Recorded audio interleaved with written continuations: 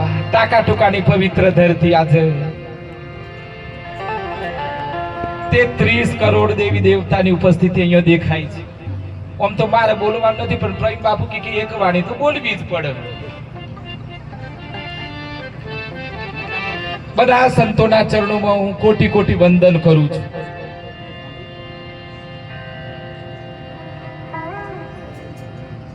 પાંચ મિનિટમાં 10 વાતો કરું અને કદાચ 5 મિનિટમાં તમારી એક વાણી પૂરી કરું પણ કેવું તો પડે કે અમને કોણ હિખારે કયો અમારી દેશી ભાષામાં સાહેબો માં તો મોડા સાથી અમે ચારે છેડેથી બધા આયા છે. વાહ અમને કોણ હિખારે? શાસ્ત્રો હિખારે, સંતો હિખારે, પણ તમે ઘણું હિખાડી દો છો. હું તો હરતા ફરતા શીખી જાઉં.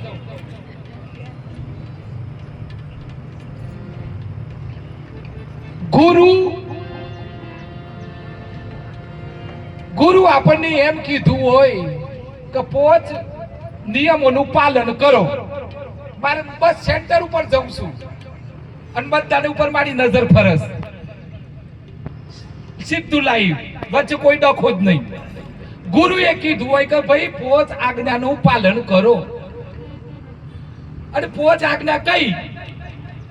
જૂઠું ના બોલવાનું, ચોરી નહીં કરવાની, વ્યભિચાર નહીં કરવાનો, કોથરી વાળાને અડવાનું નહીં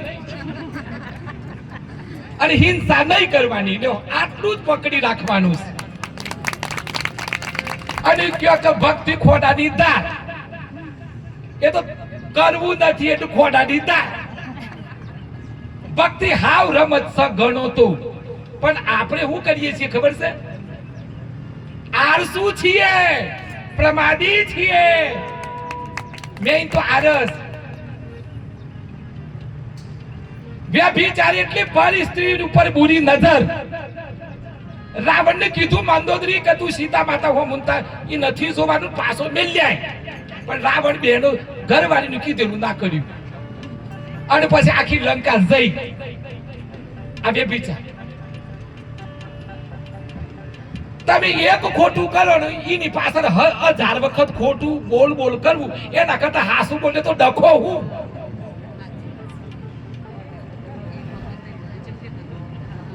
અને તમને ખબર જ છે તમે અહિંસા કર્યો એટલે આવતા જન્મમાં તમારે તૈયાર રદ થઈ જવાનું.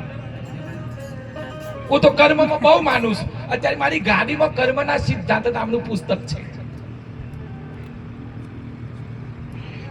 હિંસા શરીરથી થાય, મનથી થાય, બુદ્ધિથી એ થાય.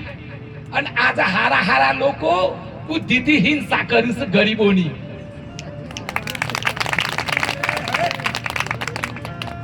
બુદ્ધિશાળી ભણેલા એજ્યુકેટેડ પણ એસીમાં બેહીન ગરીબોની હિંસા કરીશ.